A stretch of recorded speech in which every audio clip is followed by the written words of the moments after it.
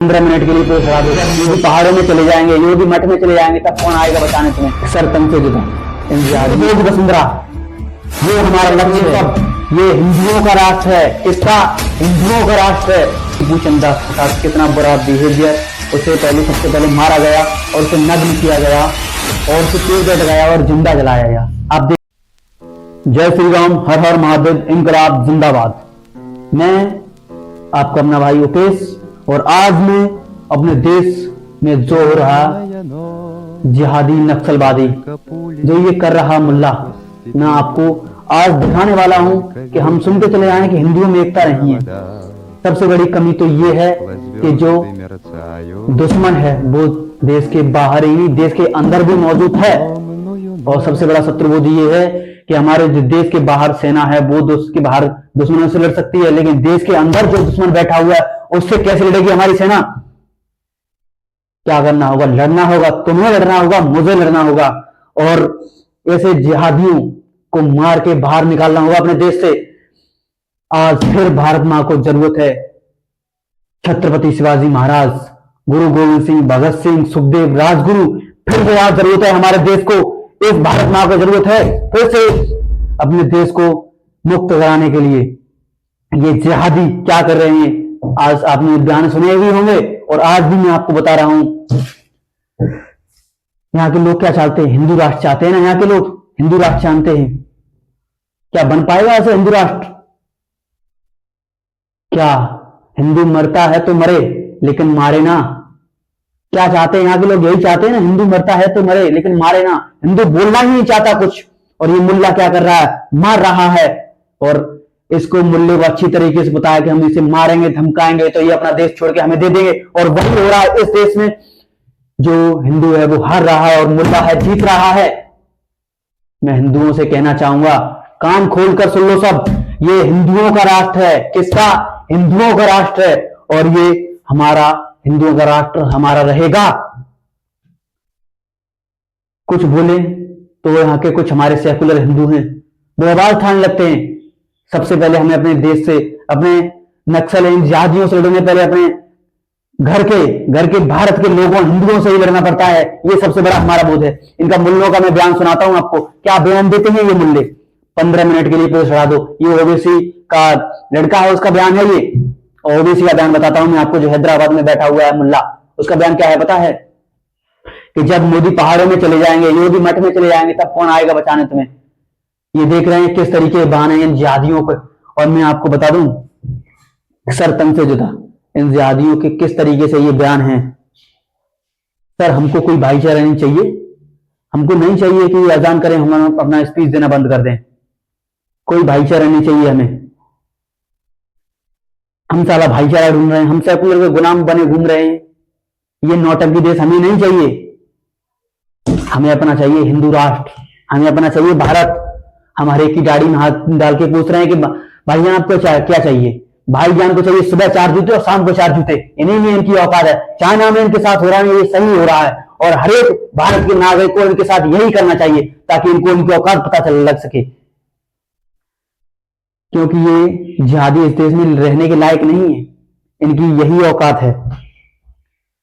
ये बोलते हैं ना कि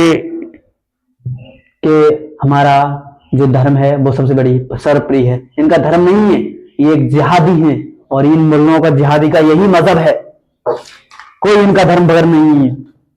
और आपको बता दूं मैं, इस देश के लड़ने के लिए हमारा अखंड भारत था। चंद्रगुप्त मौर्य के टाइम पर अखंड भारत था हमारा।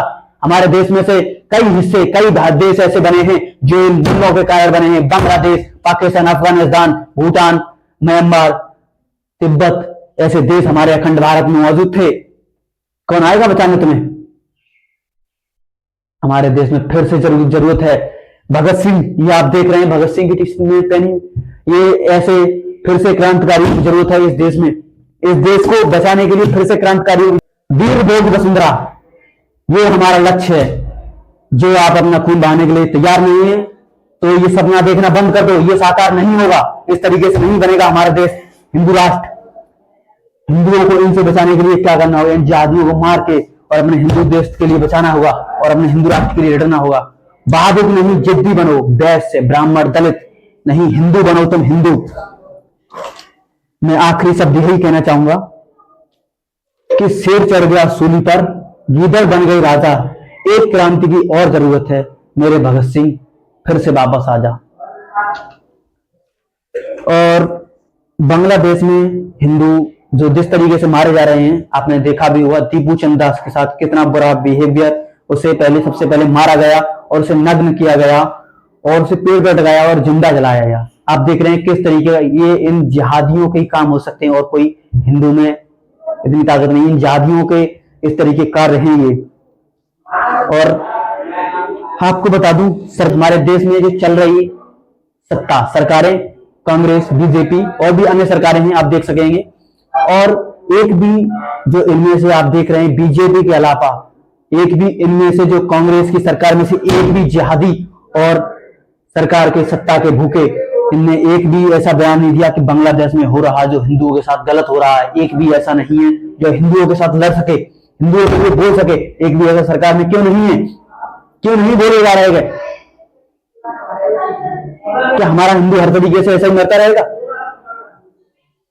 क्या नहीं हुआ हमारे देश में 26/11 पहलगाम अटैक, दिल्ली अटैक, ये कम नहीं हो रहा? हिंदू मारा जा रहा है इसमें। ये नस्लवादी, ये जिहादी हमारे देश में ही पनप रहे हैं। कौन कौन जगह दे रहा है इनको? ये हमारे देश के जो सेकुलर हिंदू, इनसे भी मैं कहना चाह रहा हूं, अभी भी सुधर जाओ, नहीं सबसे पहले तुम ही काटे जाओगे। और मैं कहना चाहूंगा हिंदुओं से, पूछेगा इतिहास एक दिन तुमसे कि जब ये सब हो रहा था तो क्या कर रहे थे तुम? जब देश लुट रहा था कहां थे? फिर वही कहना, जब तक खुद पर न बीती तब तक मौन रहे।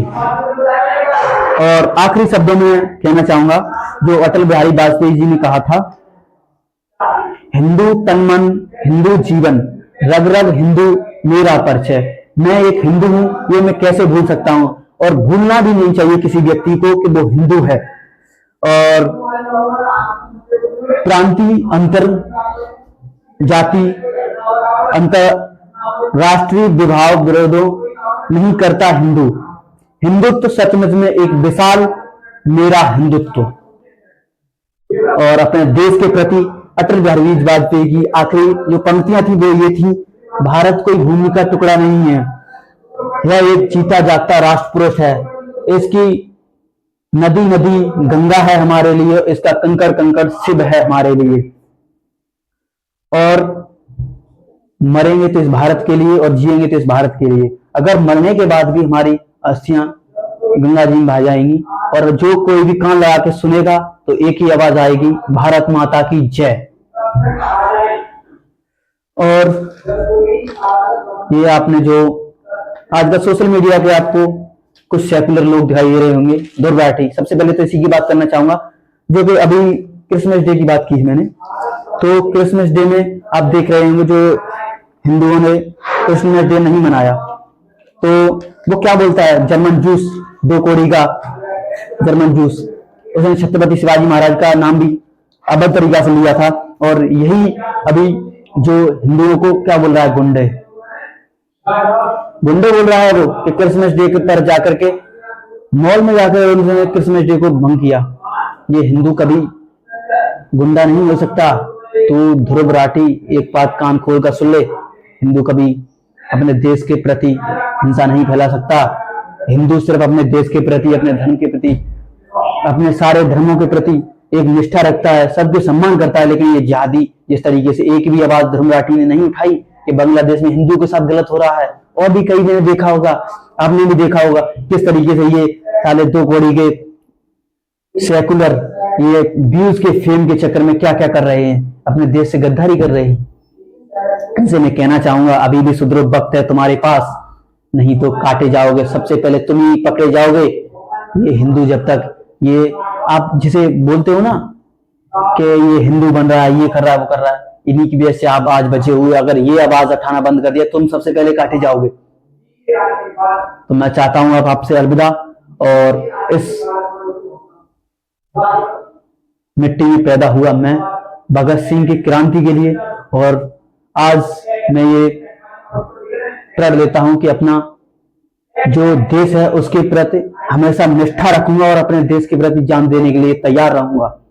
जय हिंद, जय भारत, इंकलाब जिंदाबाद, जय श्री राम।